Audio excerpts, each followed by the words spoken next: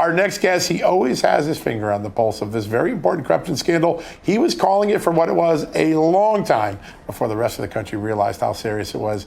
He's currently the founder and president of the Article 3 Project. He's our good friend, Mike Davis. Mike, welcome back to the show. Thank you for having me. You saw this coming. I think a lot of people walked away from impeachment saying, maybe there's nothing there. You never bought the whole impeachment story. Now it's becoming really, really serious.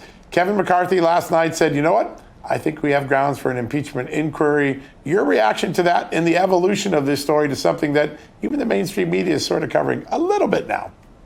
Yeah, the problem is that the mainstream media can't hide anymore that then Vice President Joe Biden took $10 million in foreign bribes from Burisma and changed U.S. policy, threatened to cut off $1 billion in U.S.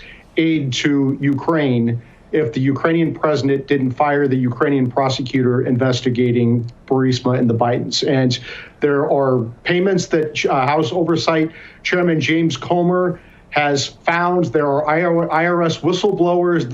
There are former business partners of the Bidens who are coming forward. The walls are definitely closing in on this.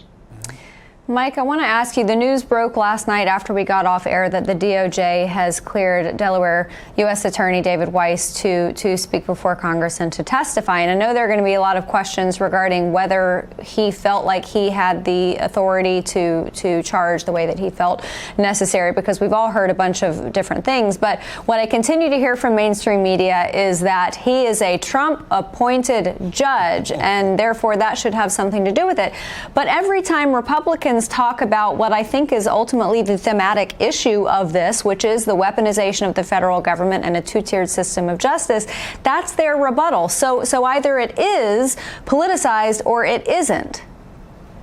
Yeah, I was the chief counsel for nominations on the Senate Judiciary Committee when David Weiss's nomination went through, and he was definitely the hand-picked U.S. attorney by both Democrat U.S. senators. That's how it works under the blue slip process. Home state senators have the ability to hand select the U.S. attorney that would prosecute them for corruption, the district court judge who would oversee their corruption trial, and the U.S. Marshal who would escort them to prison. That has been a 100-year tradition in the U.S. Senate, and that's not changing anytime soon. Yeah, thanks for helping people understand that, because that's really how the system works. And no matter how many times the White House says something, it's not how the system works. You have it right. I want to talk to you about something that came out last night. There's a report that David Weiss's office, when it got that famous 1023 informant report, was told that parts of it had already been corroborated. That would seem to give the prosecutor and his investigative team a lot of incentive to go dig further. I can't find any evidence that there was digging. What do you think happened when that 1023 got referred to David Weiss?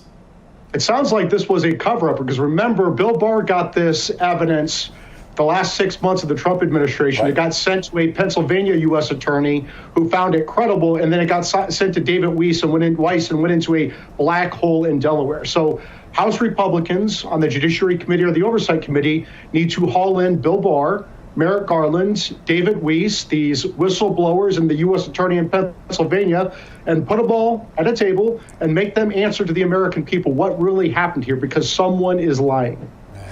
Mike, I want to ask just kind of an overarching question that I think probably is the anchor for a lot of people's thoughts on this, and that is, why the Bidens? Because there have been so many corrupt families and dynastic groups in this country, in our history, and obviously for a lot of Republicans in most recent memory, it's the Clintons.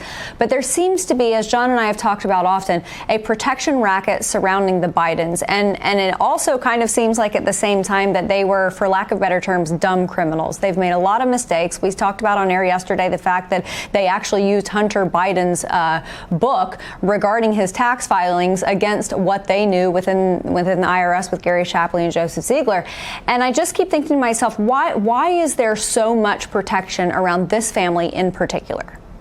Yeah, because Joe Biden has been around D.C. for so long, and he knows all the people in the Justice Department and the FBI and the bowels of other federal agencies. And remember, Attorney General Bill Barr, I don't know why he did this. He sent this to the Delaware U.S. attorney. That whole office in the U.S. attorney's office in Delaware is filled with Biden supporters. So the only reason you would send it there is to have it go die. Yeah. Last night, or yesterday, we had a chance to talk to Joseph Ziegler, the second whistleblower, previously known as Whistleblower X. Now we know his name. He's a very sort of a matter-of-fact guy. He gets to the facts, but he said something that has not left my head since he said it. He said, I simply wasn't allowed to do my job when it came to investigating Hunter Biden. He rattled off all the things that he was told. You can't have a search warrant, though you qualified it. Hey, we tipped off Hunter Biden to it. We tipped off his dad to your effort to want to interview him. You can't ask questions about the big guy. He went on and on and on, and it was so unusual. And what he said to me, and I started thinking about it, is, wow, you're right. When I cover this, prosecutors usually don't get involved at the beginning of an investigation. They come in with the charging decisions. And for some reason, David Weiss and his team had their thumb on the team when they were still in the preliminary investigative phase. How rare is that based on your knowledge of the Justice Department?